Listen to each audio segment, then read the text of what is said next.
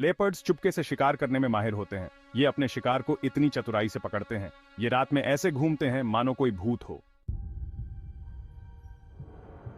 Leopards का जबड़ा बहुत मजबूत होता है। इनकी ताकत का अंदाजा इसी बात से लगाया जा सकता है कि ये अपने शिकार को एक ही बार में धराशायी कर सकते हैं। इनके दांत इतने नुकीले और मजबूत होते हैं कि ये किसी भी जानवर की हड्डियों को आसानी से तोड़ सकते हैं। इनके जबड़े इतने ताकतवर होते हैं कि हड्डियों को भी चूर चूर कर सकते हैं। ये अपने शिकार को पकड़ने और उसे खत्म करने के लिए अपने जबड़े का उपयोग करते हैं। इनकी यह ताकत इन्हें जंगल का एक खतरनाक शिकारी बनाती है। इसलिए ये कई तरह के जानवरों का शिकार कर सकते हैं। चाहे वह छोटे जानवर हों या बड़े, लेपर्ड्स के लिए कोई भी शिकार मुश्किल नहीं होता। इनकी शिकार करने की कला और ताकत इन्हें जंगल का एक अद्वितीय शिकारी बनाती है। छोटे हिरणों से लेकर बड़े हिरणों तक कोई भी सुरक्षित नहीं है। लेपर्ड्स की यह विशेषता उन्हें जंगल में एक प्रमुख शिकारी बनाती है। वे अपने शिकार को पकड़ने के लिए अपनी तेज गति और ताकत का उपयोग करते हैं। ये मौका परस्त शिकारी होते हैं, जो भी मिल जाए खा लेते हैं। इनकी भूख और शिकार करने की क्षमता इन्हें जंगल में जीवित रहने में मदद करती है। वे अपने शिकार को खाकर अपनी ऊर्जा को बनाए रखते हैं। इनके मजबूत जबड़े शिकार को बचाने में भी मदद करते हैं। जब कोई अन्य जानवर इनके शिकार को छीनने की कोशिश करता है, तो ये अपने शिकार को बचाने के लिए पूरी ताकत से लड़ते हैं।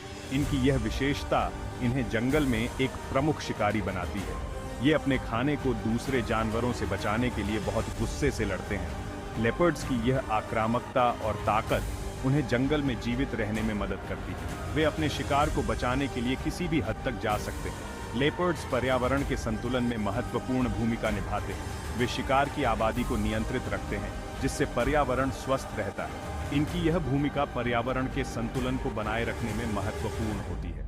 ये शिकार की आबादी को नियंत्रित रखते हैं, जिससे पर्यावरण स्वस्थ रहता है। लेपर्ड्स की यह भूमिका उन्हें पर्यावरण के संतुलन में एक महत्वपूर्ण स्थान दिलाती है।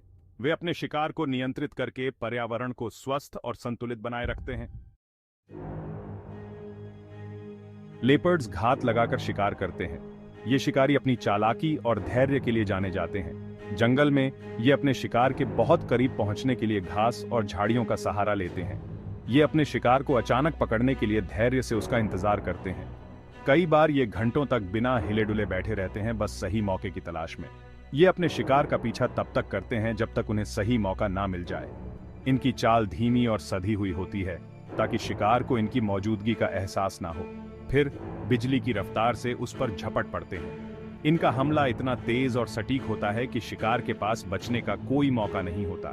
इनके शरीर का रंग इन्हें लगभग अदृश्य बना देता है। ये अपने परिवेश में इस तरह घुल मिल जाते हैं कि शिकार को इनकी उपस्थिति का आभास भी नहीं होता। इससे इन्हें शिकार करने में बहुत फायदा मिलता है। ये अपने परिवेश का पूरा फायदा उठाते हैं, चाहे वो घास हो, झाड़ियां हो या पेड़ों की छांव। ये फुर्तीले पर्वतारोही भी होते हैं और पेड़ों पर भी शिकार कर सकते हैं। इनकी चपलता और ताकत इन्हें ऊंचाई पर भी शिकार करने में मदद करती है। इससे ये बंदरों और पक्षियों को भी पकड़ लेते हैं। पेड़ों पर इनकी गति और संतुलन अद्वितीय होता है, जो इन्हें एक कुशल शिकारी बनाता है।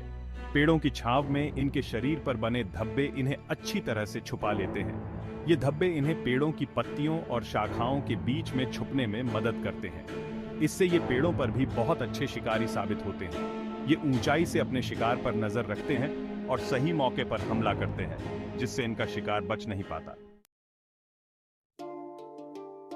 लेपर्ड्स बहुत ढलने वाले जानवर हैं। ये कई तरह के वातावरण में रह सकते हैं, अफ्रीका के घास के मैदानों से लेकर एशिया के जंगलों तक। ये रेगिस्तान और बर्फ से ढके पहाड़ों में भी जीवित रह सकते हैं। यही वजह है कि ये इतने सफल जानवर हैं।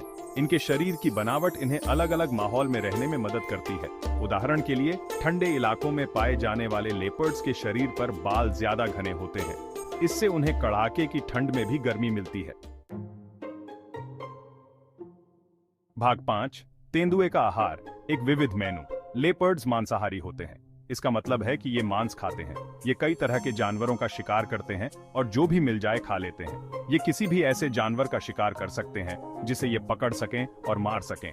इनमें हिरण, बारहसिंघा, बंदर, पक्षी और सांप शामिल हैं। ये छोटे जानवरों को भी खाते हैं। इनमें चूहे, खरगोश और मछली शामिल हैं। इनका भोजन उनके स्थान और शिकार की उपलब्धता पर निर्भर करता है। यही बदलाव उनकी उत्तरजीविता के लिए महत्वपूर्ण है। भाग 6 तेंदुए की उपप्रजातियां, धब्बों की एक दुनिया। तेंदुए की 9 उपप्रजातियां हैं। हर उपप्रजाति की अपनी कुछ खासियत होती है। इनमें आकार, शरीर पर बने धब्बों का पैटर्न और निवास स्थान शामिल हैं। कुछ उपप्रजातियां जैसे कि अमूर तेंदुआ विलुप्त होने के कगार पर हैं। अफ्रीकी तेंदुआ सबसे आम उपप्रजाति है। यह पूरे उप सहारा अफ्रीका में पाया जाता है। भारतीय तेंदुआ एक और प्रसिद्ध उपप्रजाति है। यह भारत, नेपाल, बांग्लादेश और पाकिस्तान में पाया जाता है। भाग 7 एक मां का उग्र प्रेम, शावकों की परवरिश। मादा तेंदुआ आमतौर पर 2 या 3 शावकों को जन्म देती है। ये शावक अंधे और असहाय पैदा होते हैं। वे अपने जीवन के पहले कुछ महीनों तक हर चीज के लिए अपनी मां पर निर्भर रहते हैं। मादा तेंदुए अपने बच्चों की बहुत रक्षा करती है। वे किसी भी खतरे से उनकी रक्षा करेंगी। इनमें अन्य तेंदुए, शेर और लकड़बग्घे शामिल हैं। शावक अपनी मां के साथ 2 साल तक रहते हैं। इस दौरान वे जीवित रहने के लिए जरूरी चीजें सीखते हैं। भाग 8 अस्तित्व के लिए खतरा, मानव वन्यजीव संघर्ष। दुख की बात है कि तेंदुओं को कई खतरों का सामना करना पड़ रहा है। ये खतरे मुख्य रूप से इंसानों की वजह से हैं। निवास स्थान का नुकसान एक बड़ी चिंता का विषय है। जैसे जैसे इंसान फैल रहे हैं, तेंदुए अपने घर खोते जा रहे हैं। यह उन्हें लोगों के करीब आने के लिए मजबूर करता है। इससे अक्सर इंसानों और वन्य जीवों के बीच संघर्ष होता है। यदि उनके प्राकृतिक शिकार दुर्लभ हैं, तो तेंदुए पशुओं का शिकार कर सकते हैं। इससे किसान अपने जानवरों की रक्षा के लिए उन्हें मार सकते हैं। भाग 9 तेंदुओं के भविष्य की रक्षा, संरक्षण के प्रयास। इन शानदार जीवों की रक्षा के लिए संरक्षण के प्रयास किए जा रहे हैं। संगठन मानव वन्यजीव संघर्ष को कम करने के लिए काम कर रहे हैं। इसमें समुदायों को शिक्षित करना और सह अस्तित्व की रणनीतियों को बढ़ावा देना शामिल है। तेंदुए के आवास की रक्षा करना महत्वपूर्ण है। इसमें संरक्षित क्षेत्रों की स्थापना और स्थायी भूमि उपयोग प्रथाओं को बढ़ावा देना शामिल है। अवैध शिकार विरोधी प्रयास भी आवश्यक हैं। इसमें कानून प्रवर्तन को मजबूत करना और तेंदुए के अंगों की मांग को कम करना शामिल है। भाग 10 शिक्षा और जागरूकता का महत्व। तेंदुए के संरक्षण के लिए शिक्षा और जागरूकता महत्वपूर्ण है। इन जानवरों को समझकर हम इनके महत्व को बेहतर ढंग से समझ सकते हैं। हम सभी उनके अस्तित्व में भूमिका निभा सकते हैं। संरक्षण संगठनों का समर्थन करना मदद करने का एक शानदार तरीका है। तेंदुओं की दुर्दशा के बारे में जागरूकता फैलाना भी महत्वपूर्ण है। अपने दोस्तों और परिवार को इन जानवरों के बारे में बताएं। संरक्षण प्रयासों के बारे में जानकारी साझा करें। भाग 11 आने वाली पीढ़ियों के लिए सद्भाव सुनिश्चित करना, कार्रवाई का आह्वान। तेंदुए हमारे ग्रह की जैव विविधता का एक महत्वपूर्ण हिस्सा है। वे जंगल और प्रकृति की शक्ति के प्रतीक हैं। इनके अस्तित्व को सुनिश्चित करना हमारी जिम्मेदारी है। आइए हम इन शानदार जीवों की रक्षा के लिए मिलकर काम करें। हमें ऐसे भविष्य के लिए प्रयास करना चाहिए जहां इंसान और तेंदुए सद्भाव में रह सके। आइए हम आने वाली पीढ़ियों के लिए संरक्षण की विरासत छोड़ें।